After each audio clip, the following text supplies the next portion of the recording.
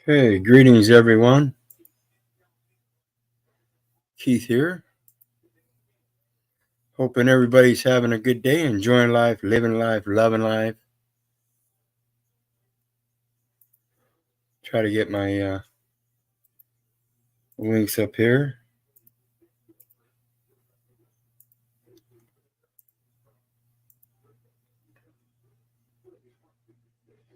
I want to welcome everybody. Thank you for joining me tonight. We're going to talk a little bit about the Dunning-Kruger effect. If you guys aren't familiar with the Dunning-Kruger effect, you might be surprised to find out what it all means.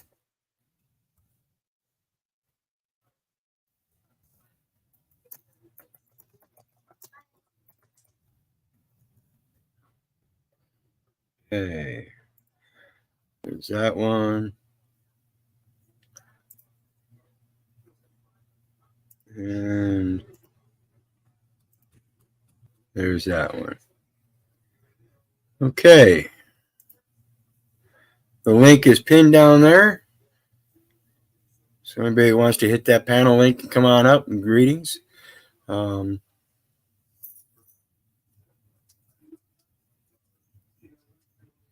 Greetings, Jack of Jack, and Norm Longstaff from Canada, the Canadian Cuck.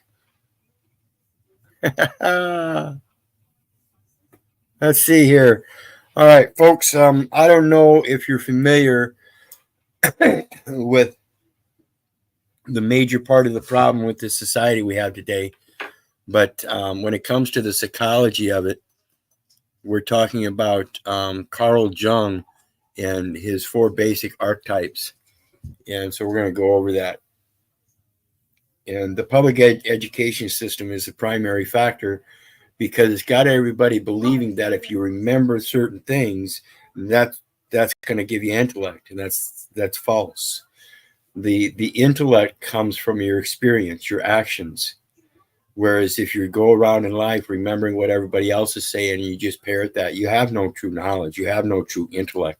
And what you're doing is just sitting there babbling, repeating what everybody else says, believing that what they say is true without realizing that the context and everything is all off, and you're just babbling to each other, and you look like idiots.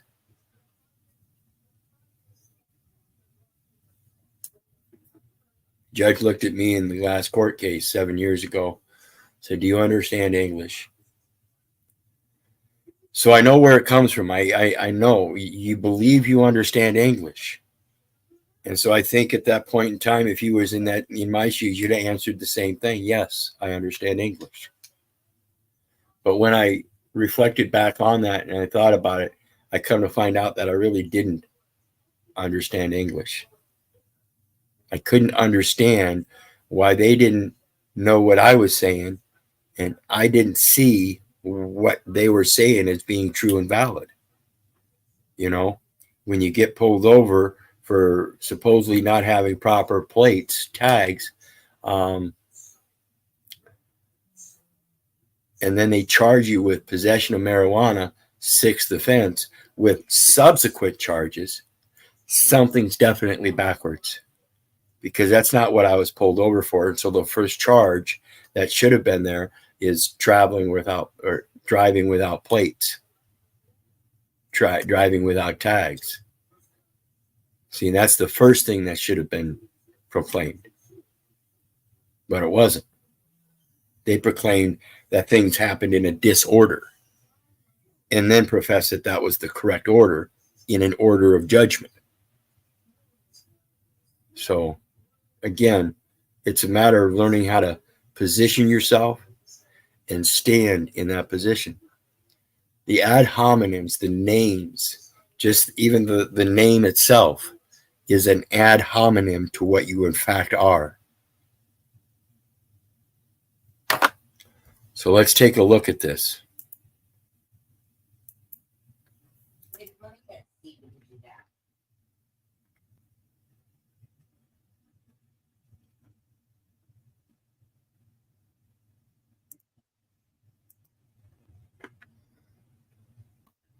Okay.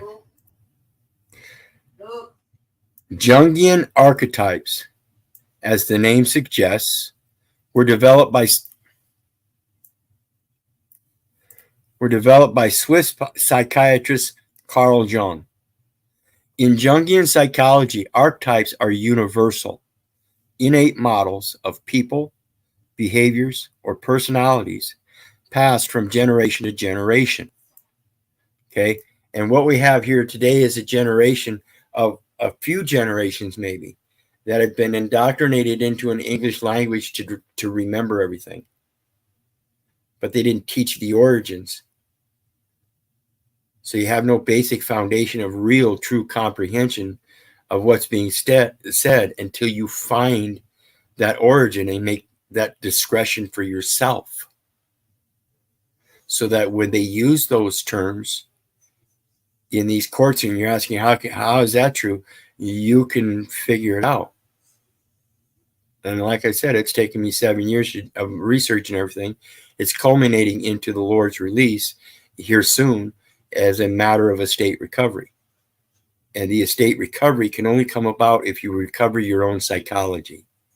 If you continue on in your babbling insanity, you're doing nothing but being at war with yourself.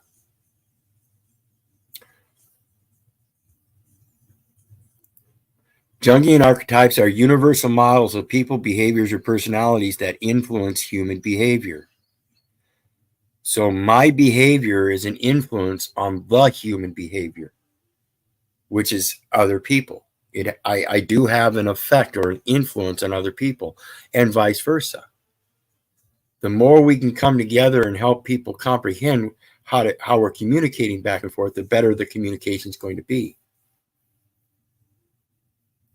It's kind of hard, though, when people think they already know, and therefore what you're trying to tell them isn't true, and they get butthurt and call the police and call you a sovereign citizen, and they themselves don't even know what a sovereign citizen would be. It's an impossible term. You cannot be both sovereign and citizen. It's an impossibility.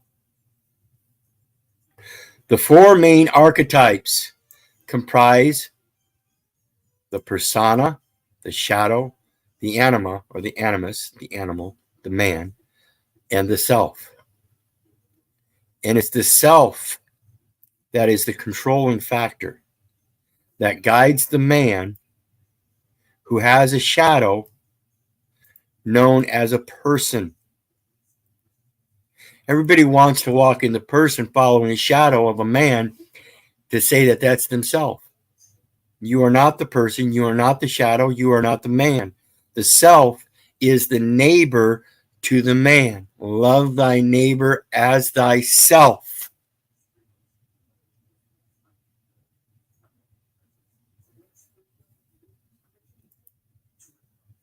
I hope that makes sense.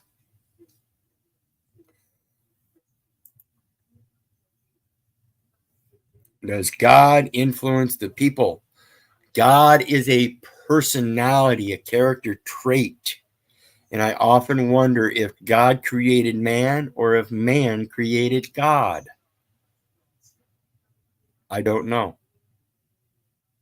But it would make sense that the self is the spiritual essence. The man is the neighbor. It's the next thing related to that spiritual self. And it casts a shadow, and people refer to the person as the shadow. So let's keep going here.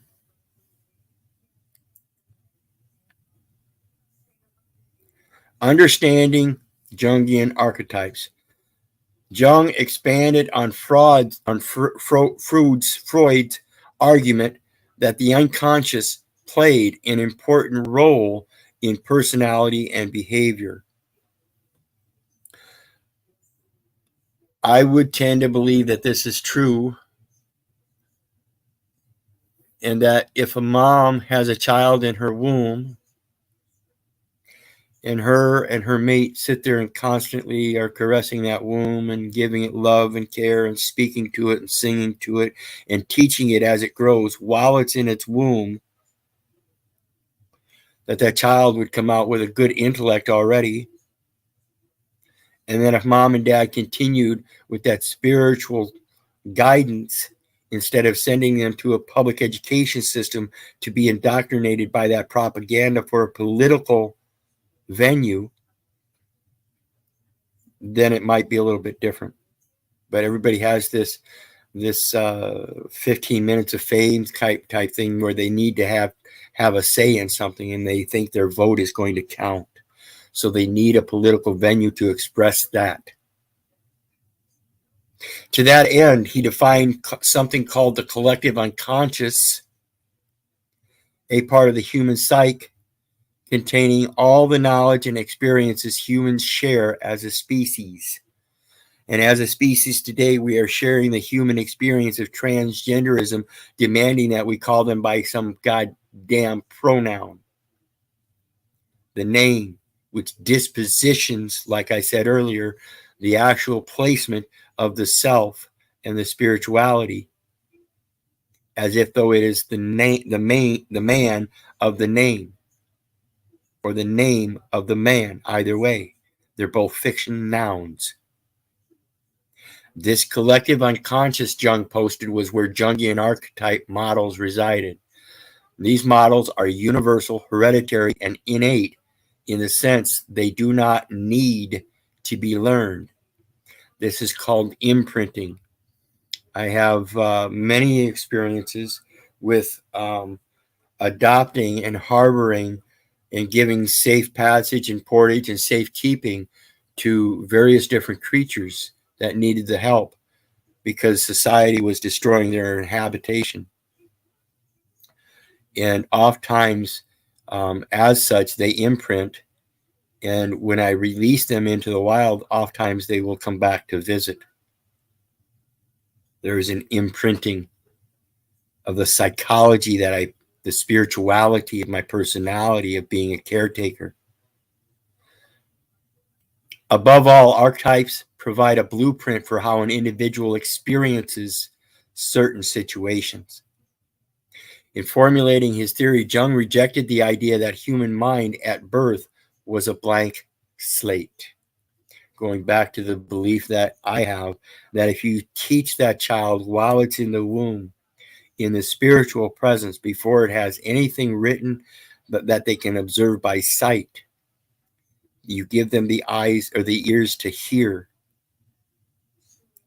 so that when they come out upon the world and they see things, they come in a more peaceful manner with a better understanding and not a blank slate. As soon as they see mom, there's an inherent thing that says that's mom. The beat of her heart, the sound of that beat of her heart, the pulsing of it through its own veins. Dad, on the other hand, again, why I suggest dads talk to the mother's womb and caress it with his own hands so the child gets a feel and a sound for its maternal and fraternal parentage. Instead, he believed the human mind retains the fundamental biological aspects of our ancestors, again, relating to both male, female, multiple generations, woman, man, and child. The four main Jungian archetypes, the four corners of the earth and the four corners of the mind.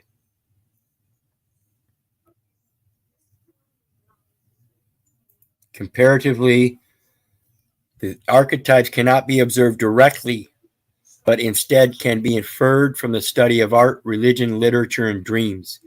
Let's take a look at the four main archetypes below. The persona. This archetype represents the different social masks that people wear in different groups or situations. This is the shadow of the man, this is the connection to the shadow of the man, because when you're wearing a mask, you could only possibly see a shadow of a man. because it's not the man that you're seeing. You're only seeing the mask, which presents a persona. You see the theatrical masks of comedy and drama. One is happy, one is sad. This is the basic shadow of a man, and it's done through its personalities. When we are young, we learn to behave in ways that conform to social norms and expectations. And again, folks, when you put that expectation on your child to have a public education, that is going to become the norm. If you express the spiritual experience and talents and keep them out of that public education, or incorporate that public education with the spiritual education, then the societal norms will change. But it's only because we dismiss that spirituality and become convenienced by the public education. We now have generations that the norms and expectations are nothing but opinions and feelers that get hurt, and the emotional persona comes out instead of the reason and logic based upon the spirituality of knowing and wisdom. And they get this feeling that because they already know certain things through things they've been told to remember only, and they don't have that firsthand experience. And that's the destruction of mankind. They don't know thyself, and that the man is the neighbor of thyself, and that if you love the man as thyself, you cherish that temple in its spiritual existence, and that is the temple. We develop a social mass to contain the various urges, impulses, and emotions we want to express that are not socially acceptable. So by wearing a mask for 3 years, everything that was done in the social ranks that became unacceptable was a teaching lesson. It was a teaching lesson of the obverse of what the people would claim to be acceptable, and the people that were Christian followers put on a mask, denying the very breath of life that made man a living soul, and therefore every act was misinterpreted and taken upon as the activities in congressional constitutional legislations. While the persona allows us to adapt to society, too much reliance on this archetype can lead to separation from our true selves. The two total different spectrums, the persona from the true self, because we're invaded by the shadow of the man and displaced by its name.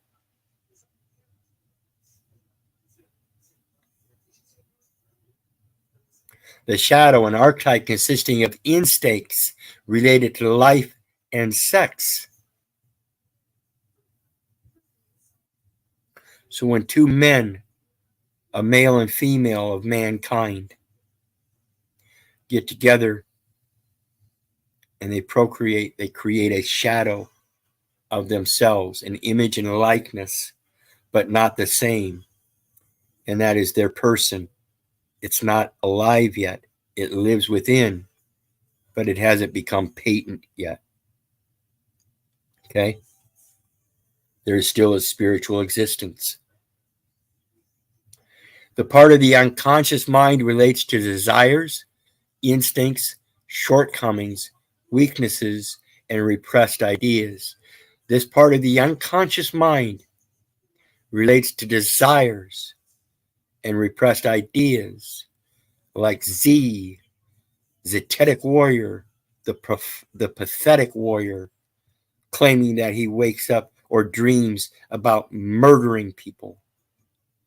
That's his psychology. The shadow archetype also contains factors that are unacceptable from a personal or moral standpoint. This may include feelings of envy, greed, hate, aggression, and prejudice. And I am certainly prejudiced, and I have no problem saying that, because I am prejudiced against anybody that insists that while they walk around babbling that they have any fucking authority over me and the truth that I express. And if they can't find a fault in that truth, then they should be the ones shutting the fuck up and quit calling me a sovereign citizen in their Dunning-Kruger effect, believing that they somehow know more than me. And I'm not professing that I know more than anybody else. I'm just expressing that there are truths that I see that they're not admitting. The anima and animus. The anima describes feminine aspects in the male psyche. Male and female created he them, and he called their name Adam. This was the name of a man, not the spirit. The spirit itself is actually a feminine aspect in male psyche, always wanting to be dominant on the individual aspect. Even if they come across a man, a woman wants to be dominant in the aspect of don't hurt me. They have that dominant aspect of being let alone if they can't live in peace. No woman wants to live out the rest of her life being abused and called names and all these things just because some male psyche has control. She too has her own male psyche. And the part of the problem is the male psyche as the man, the actual masculine presence of a man, and not some transgender woman or a transgender man posing, but the actual man and not the woman has a male psyche that doesn't want to accept the feminine aspect. While the animus describes masculine aspects in the feminine psyche. Together, these archetypes influence gender identities and sex roles. They influence gender identities and sex roles. In other words, if you're a male and you don't recognize the feminine aspect and learn how to keep it in check, you might up in prison someday with somebody else that isn't so much smarter than you, but he's certainly much bigger than you, and he's going to make you his bitch. Because that's how he identifies you. Though controversial today, Jung believed men exploring their femininity and women exploring their masculinity would undermine psychological development. Do you suppose he was foretelling what's happening today as we continue to undermine our own psychological development, and we now have full-grown men and women acting as full-grown women and men and trying to tell other men and women and men how to identify them?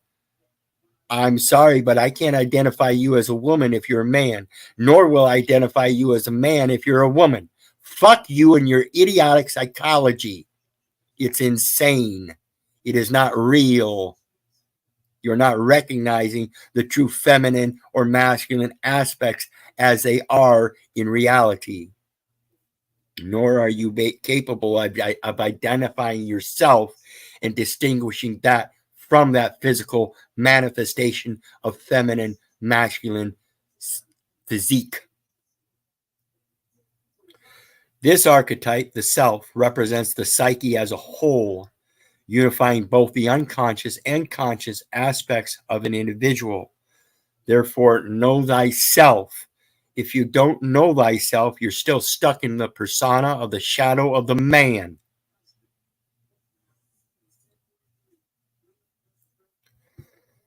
The creation of self occurs via the process of individuation, where various personality aspects are fully integrated. I told you I've got 10 profiles on YouTube because I recognize the various individual personality aspects that I have. I recognize the plenipotentiary powers that play in coordinating them in order so that they play hand in hand, knowing left and right and how to pass it along down that line. For Jung, resolving conflicts between the conscious and unconscious mind was crucial to achieving individuation and a sense of cohesive self. This is the matter that I spoke of in the video earlier about going to through Jacob's ladder yourself and recognizing your own inherent faults, overcoming them, and finding out it's only yourself that you're battling with.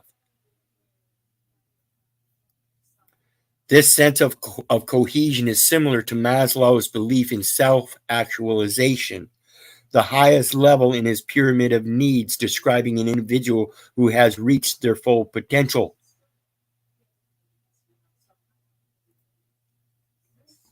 Secondary archetypes. While Jung identified four main archetypes, the masculine, there are secondary archetypes under the feminine. He believed the total number of archetypes in existence was not fixed. That's because we keep creating new archetypes like transgender male and transgender female. Here are a few of the archetypes, what's more, many archetypes were dynamic and could overlap to a limited degree. Here are a few more of the archetypes Jung identified and their associated traits. The maiden, desire, against biblical scripture. You shall not want. That's desire. And they're putting it with purity and innocence. The trickster, a liar, deceiver, troublemaker, joker. The child, salvation, yearning for innocence. Now place that with the purity and innocence above of the maiden with the desire. It proves that her innocence is false. Because you see in this child the salvation, yearning for innocence. While you're still desiring things, you cannot be pure and you cannot be innocent. That's the problem of a feminine maiden mind. The wise old man, wisdom, knowledge, guidance, advice, mentorship. The father, authoritarian, powerful, stern. The mother, nurturing, comforting. The magician, visionary, catalyst, inventor, charismatic leader, healer. The everyman, empathy, realism, lack of pretense, good neighbor, silent majority. The explorer, iconoclast, pilgrim, wanderer, seeker, autonomy, ambition. In these, they have key takeaways. Like most anything else in life, there's always going to be a balance. There's going to be a give and a take. So the key takeaways, Jungian archetypes are universal models of people, behaviors, or personalities that influence human behavior. That's a takeaway. If you don't know how to act, it's going to influence somebody else that might even be lesser or might even be greater than you to be lesser. Whereas if you're constantly yearning to be greater, and that's your personality type, you come out to try to impress upon others themselves to be greater. They were developed by psychologist Carl Jung to expand on similar work done by Freud. So he studied Freud. I'm sure he started to study others, determined that Freud was his favorite, and then based his thesis on Freud by using similarities and other mergers and conflations of other ideas and concepts to present this. And that's what we do on a daily basis as we dig into the minds of other people, and we try to discern them for our own use and everything, and then convey them to other people, like I said, trying to help build them up. That's what the progress is supposed to be. That's what the prosperity is supposed to be. It's supposed to be a growth, not a declension. It's supposed to be ascension. Jungian archetypes reside in the collective unconscious and are innate and hereditary. There's nothing you can do about it except try to improve it. And again, that's because you have to first know thyself so that you can do those improvements. And if other people don't know themselves, how are they going to teach you how to learn to know thyself yourself? It doesn't happen. They're teaching you to remember things. That's it. They're not teaching you how to learn. They don't want you to learn that leads to being able to discern the good from the bad and the weak from the powerful, the lesser from the better, the wheats and the tares. They don't want you to know how to separate the wheat and tares. There are four central Jungian archetypes: the persona, the shadow, and the anima, and animus, and the self. While Jung thought an individual was dominated by one archetype, he did acknowledge that archetypes could overlap or combine in some circumstances. Now, all three times they've done that psychological competence test, it's an intelligence test, and all three times they said, I've got all four personalities.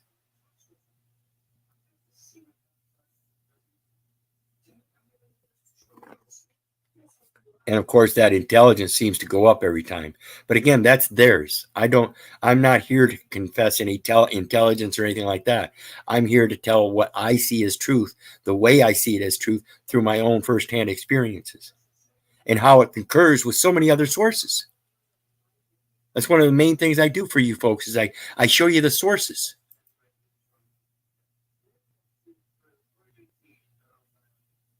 Anyway, I want to take a real quick minute to thank everybody for joining me. Please hit that like, share, and subscribe button. The panel link is down there for anybody who wants to show up.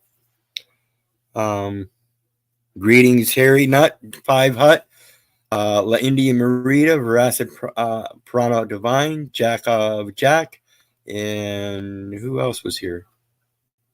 Lucius McGoldrick. There we go. Norm Longstaff. So again, the link is there if anybody wants to come up. We've got a few to go. This is a little bit, this is going into other aspects. And I also want to mention that intelligence test that I took 3 times, they've got new tests nowadays that are much more succinct and provide a much more clearer clarification of what these different personality types and stuff are and how they come to reason through these modern tests that is more definitive. So let's continue on.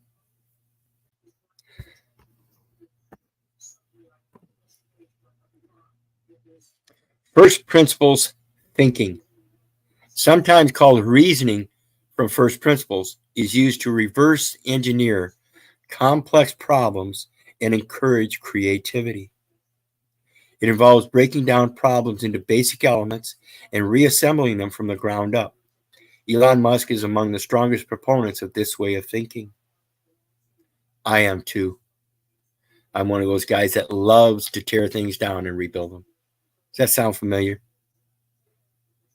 Sounds like a psychological process of breaking down your own self and rebuilding you. Sounds kind of like Jacob's ladder, breaking down himself and his war with himself so he can climb back up. Okay? Dunning-Kruger effect. People think they've already climbed that ladder. They're at the top. They know they got some information. Now all of a sudden, it's true. I'm at the top of the ladder. And they forget. That's part of the problem. In your Dunning-Kruger effect, you think you know it all, and you don't. It's impossible. And at that point, you refuse to think anybody else knows as much as you do or more than you. And again, it's not about the knowledge. It's about the truth.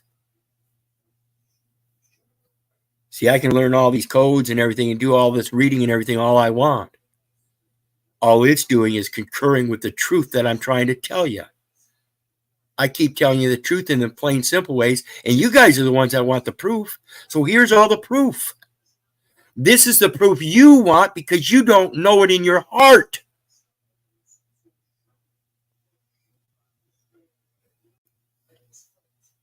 Look at that. Does that look like a goddamn ladder? Ladder of inference in a nutshell.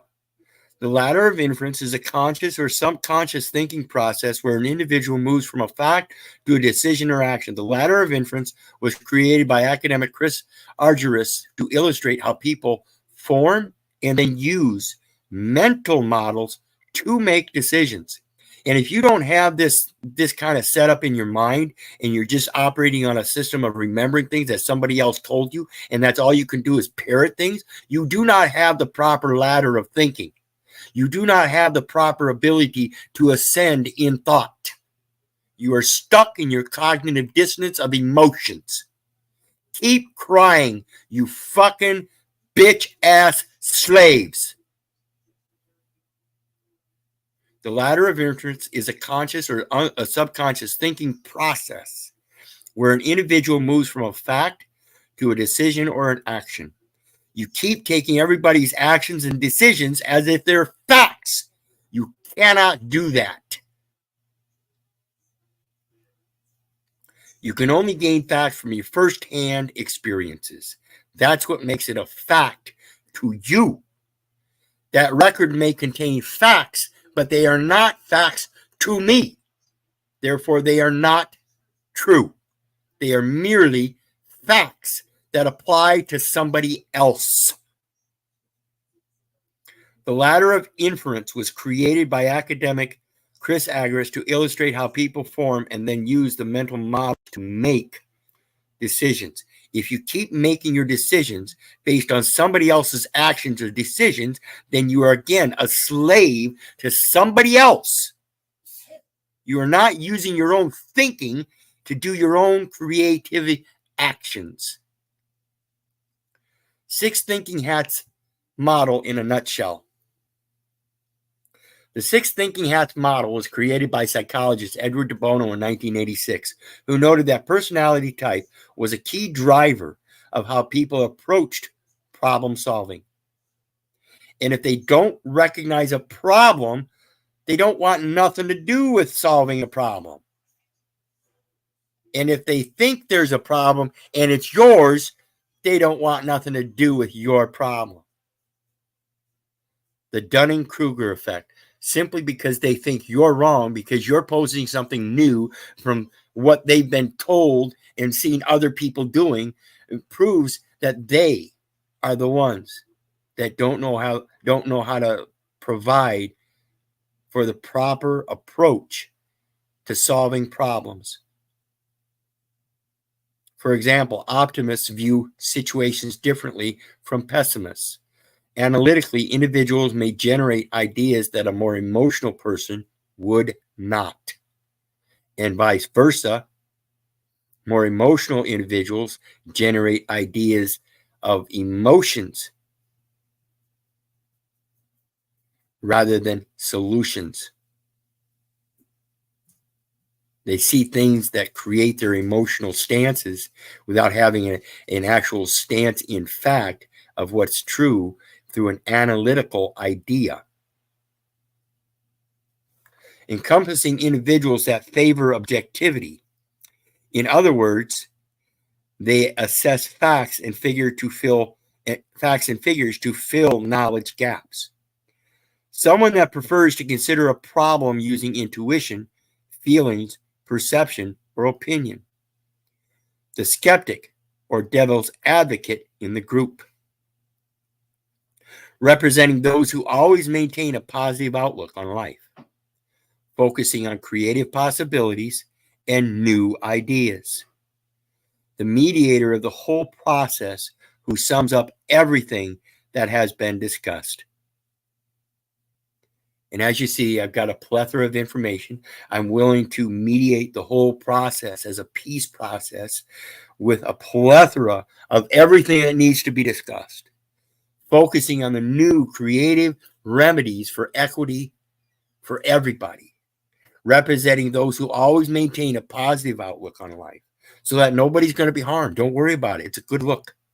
The skeptic or devil's advocate. I want you to think about it. That's it. It's not a test. It's a test of yourself. Someone that prefers to consider a problem using intuition. Don't you think, brother, that if we are man and man alike, that you wouldn't want me to come do this kind of stupid shit to you? Why would you allow others to be doing it to others? See, the bad things happen only because good men don't stand up and do something about it. That's what I'm trying to do. I'm trying to be a good man and stand up and do something about it. Because I guarantee you, one day somebody might try to pull the same shit on you that you're trying to pull on me. And I'm going to be the one standing there, standing up for you. As you stand there and call me a sovereign citizen. You sick bastards.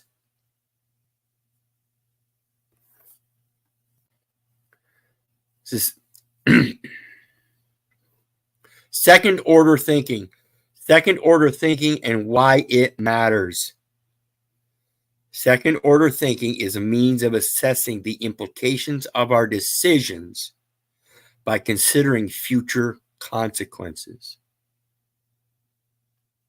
See, I've already considered the consequences of dealing with all of these federal officials, all of these local government officials, anybody I talk to.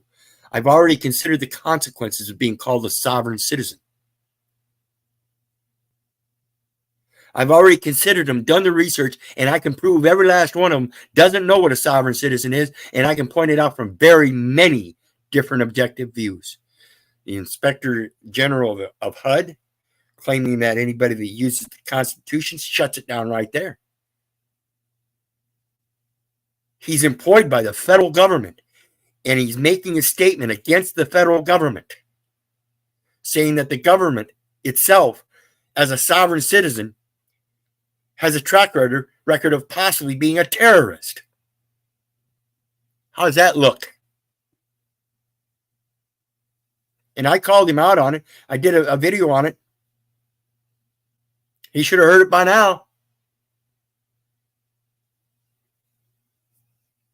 Second order thinking is a mental model that considers all future possibilities.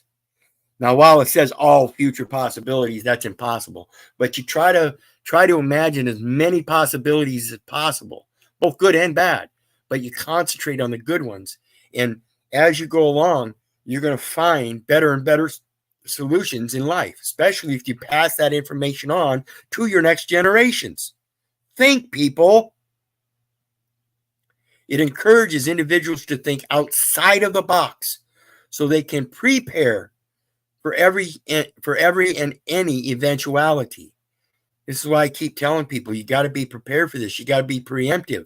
When they get ready to come arrest me on a warrant, I'm already ready. Okay. You're going to have to put them handcuffs on me and carry me to the car because I'm not taking one step. I already know you're going to try to be violent with me if I don't comply. And you're going to tell me to stop resisting. I'm not resisting. Do what you need to do, but I'm not going to resist, nor am I going to help you. I am not required to help in any way in their investigation, in their activities. Whatever it is, I am not required to help. That would be involuntary servitude. Do you not get it? And placating that you're afraid and you did it because you're afraid is voluntary servitude.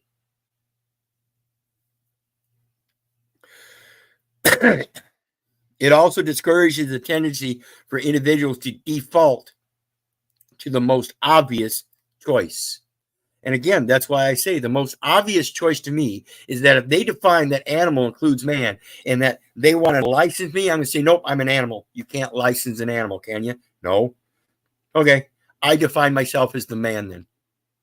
You see how fucking easy that is? You put it in inconsistency and an impossibility before them. Can you license an animal? No.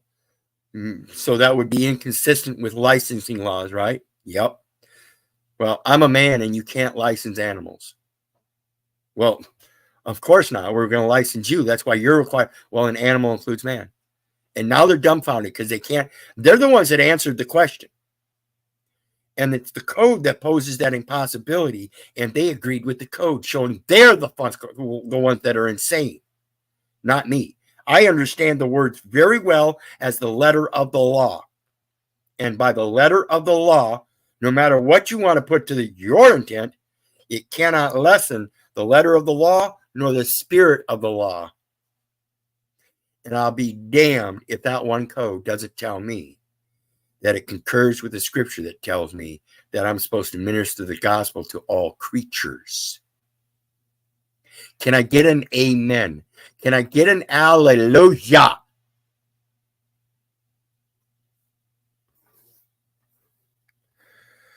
Lateral thinking, collateral. Do you know what the collateral is now? Do you know what the collateral damage is now? You big dummy corporations. What is lateral thinking? Lateral thinking is a business strategy.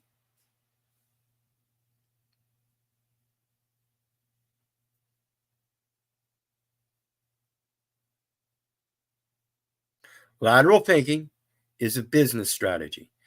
Collateral. With somebody else, you have a business thinking. That's collateral.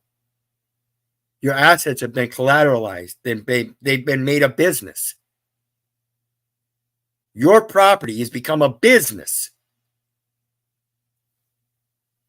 Lateral thinking is a business strategy that involves approaching a problem from a different direction. The strategy attempts to remove traditionally formulaic and routine approaches to problem solving by advocating creative thinking. Therefore, finding unconventional ways to solve a known problem. This is the thing the system does. When you enter data elements in and it finds a problem, the system itself nowadays, as AI, is trying to figure out a solution to that problem. It's the one doing the lateral thinking. You're fucking it up by putting in data elements that aren't any good. You're the one corrupting it.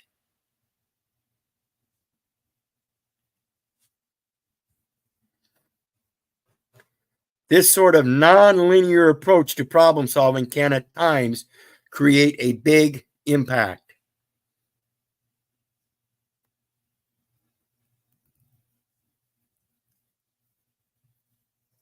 It allows you many ways, many different paths to come to a source of a completion of a contract in business. It's called offer and acceptance. You can throw it out there in public non-linearly, and somebody will take it up as collateral. What is moonshot thinking?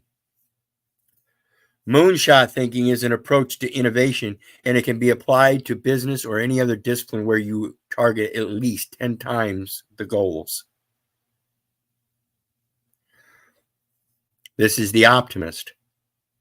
That shifts the mindset and empowers a team of people to look for unconventional solutions, thus starting for first principles by leveraging on fast-paced experimentation.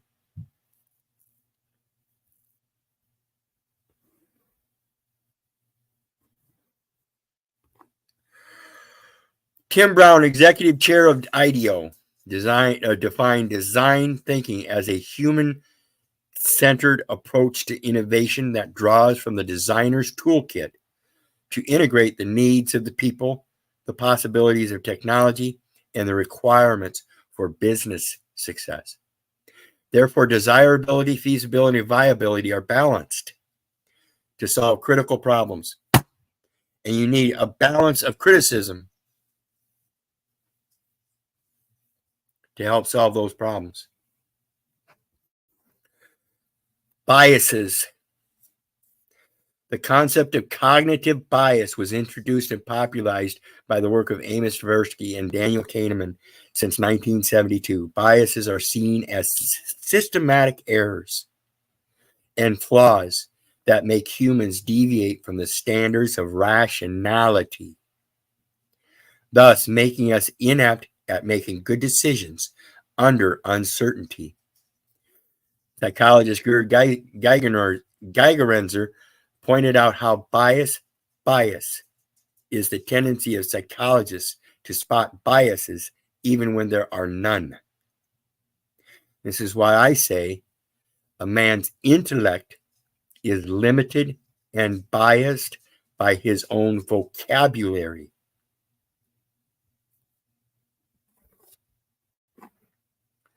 The concept of cognitive biases, we already read that. Bounded rationality. See, a man is bound by his words if they're rational. If they're not rational, you can't bind the man by the word, but you can clarify that he's a babbler. At least a man with rational and reason and logic. Another babbler would just keep on babbling and charge other man with babbling. But when one is bound in rationality, that's the true bond of a man bonding his word, because he knows his word and his self as distinctly different from the man. So the man, as the temple that's going to take on all the consequences, has to go forth in honor to save that temple. Otherwise, he ain't going to be able to collateralize nothing. Bounded rationality is a concept attributed to Herbert Simon, an economist and political scientist interested in decision making and how we make decisions in the real world.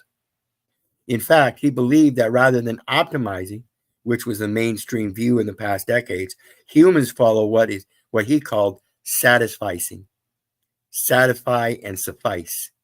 You're as long as you're satisfied, that's all you need. That's what you'll do. But at the time doing that, you're supporting a system that allows you to partake off the loss of another man for that said convenience of having what you need. And that having what you need and not doing what you need to do to get it.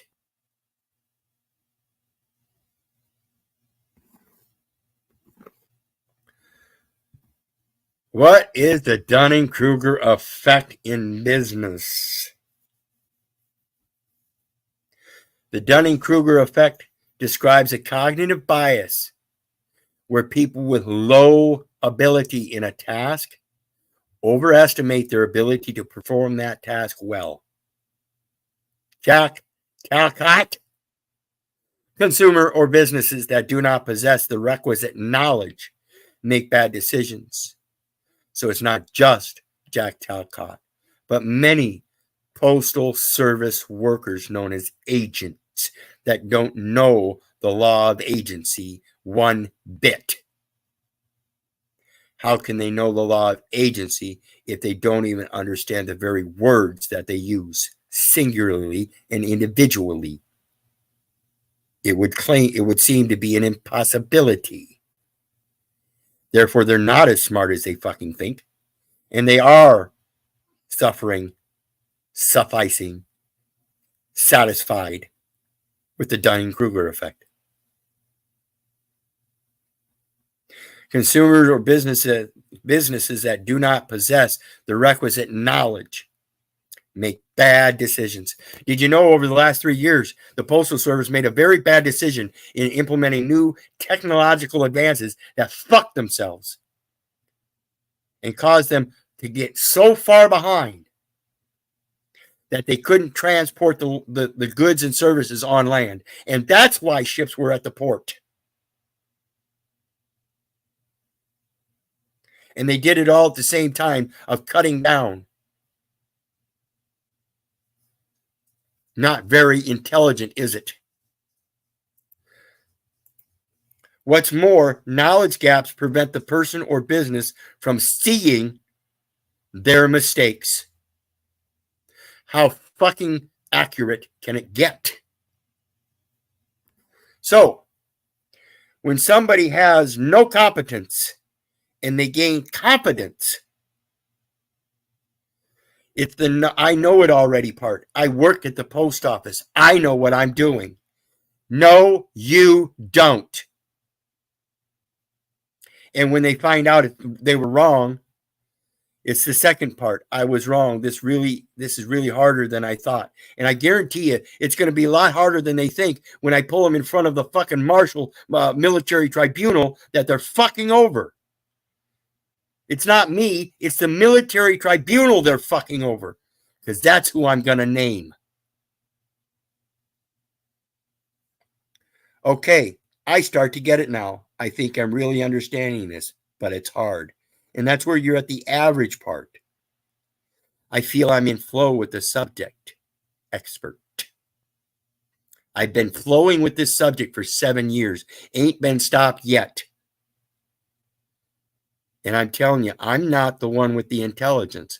I'm just showing you what I see, how I see it, and how I work it in my life firsthand.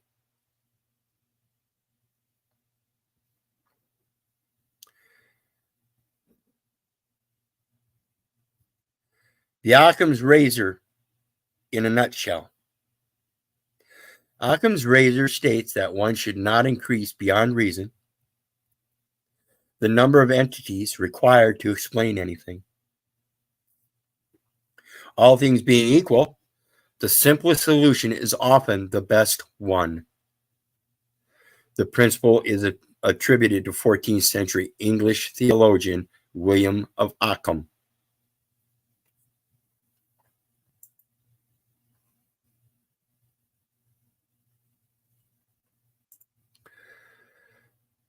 You have a complex solution. That's what I'm going through. The simple solution is that you're a man, I'm a man, and we both come from the same creation. I fear not, for I have been redeemed. I am his. He has called me by thy name. Don't you feel the same? Well, yeah. Well, doesn't that seem like a simple solution to end this war? Well, I'm not warring with you, brother. Well, it seems like it. You accuse me of being a sovereign citizen. Do you know what a sovereign citizen is? Whoa, whoa, whoa, whoa, whoa, whoa.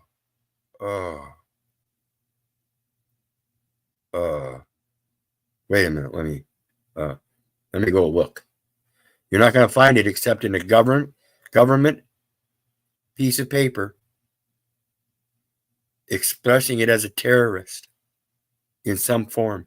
It's a derogatory term, no matter how you look at it. And that's the way the public sees it in their psychology. So that has already been expressed upon the public as one of those persona traits in shadow of a man that the people believe in their psychology as being real. It's fucking insane.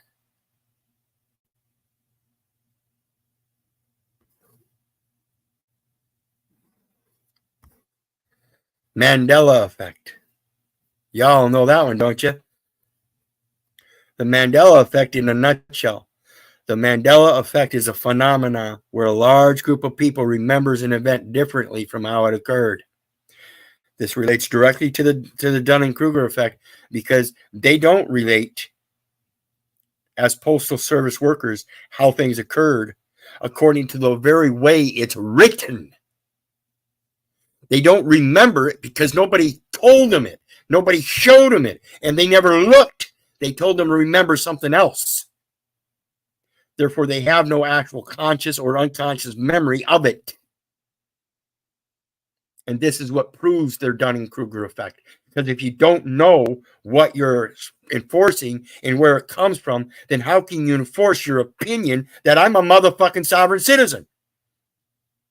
You can't. I can't wait to get you on the stand.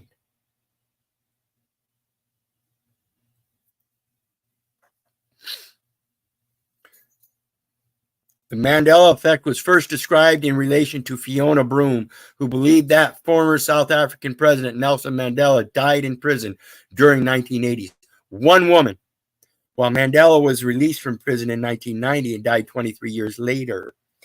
Broome remembered news coverage of his death in prison and even a speech from his widow. Of course, neither event occurred in reality. If there was a speech from his widow in 1990, and then 23 years later, that was 2013. If there was a video in 2013 of a speech from his widow, you would have seen it.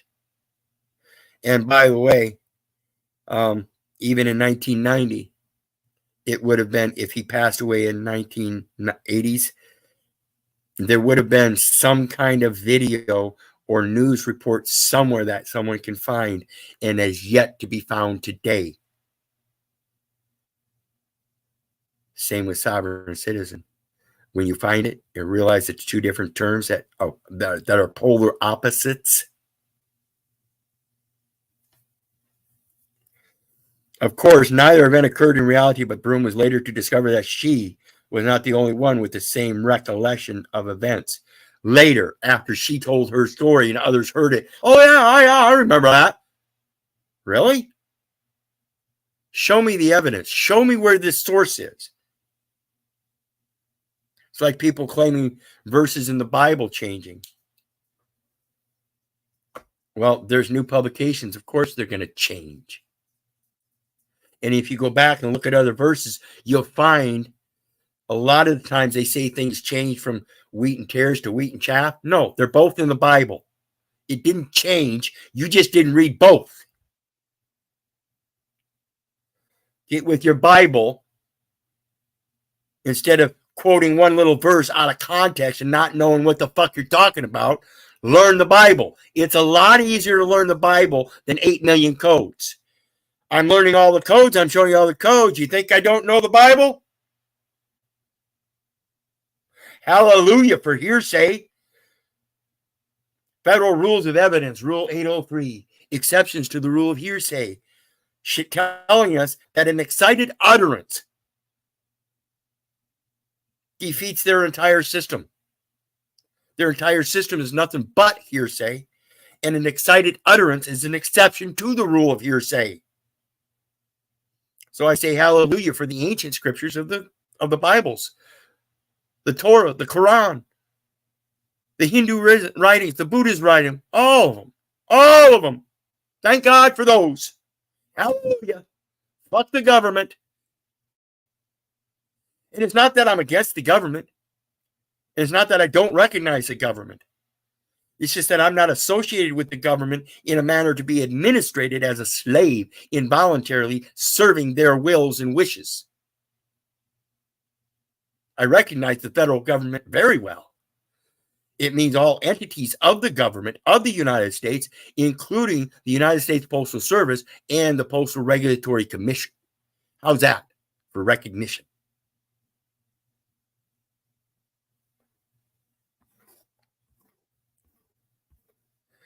Crowding out effect in a nutshell. This is as it relates to the 5 Mile Act, that if you don't conform to the corporate rules within the corporate charter, within the corporate limits, which is the municipality, a mayoral form of government, then they're going to squeeze you out. The crowding out effect occurs when public sector spending reduces spending in the private sector. You get that convoy now. You get all the problems with the ships out at port. The public sector, the post office, reduces spending in the private sector and fucks themselves with new automation and then blames it on a fucking virus. Because they're the true judicial element and lost track of how to handle them books and reconcile master trust accounts.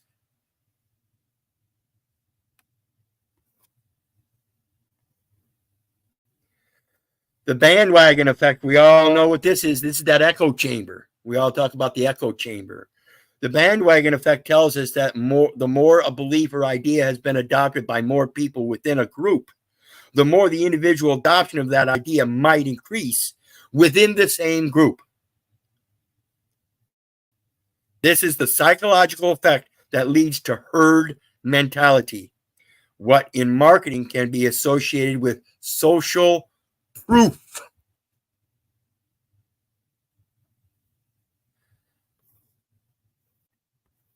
Hop on the bandwagon, folks. And I think that's the end of it.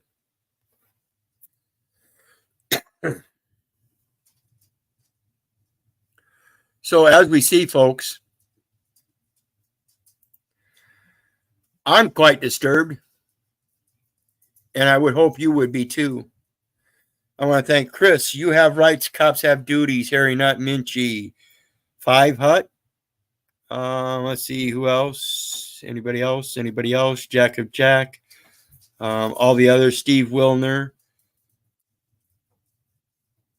I appreciate La India Maria, Verasa Prana, Jack of Jack, Norm Longstaff. Thank you, everybody.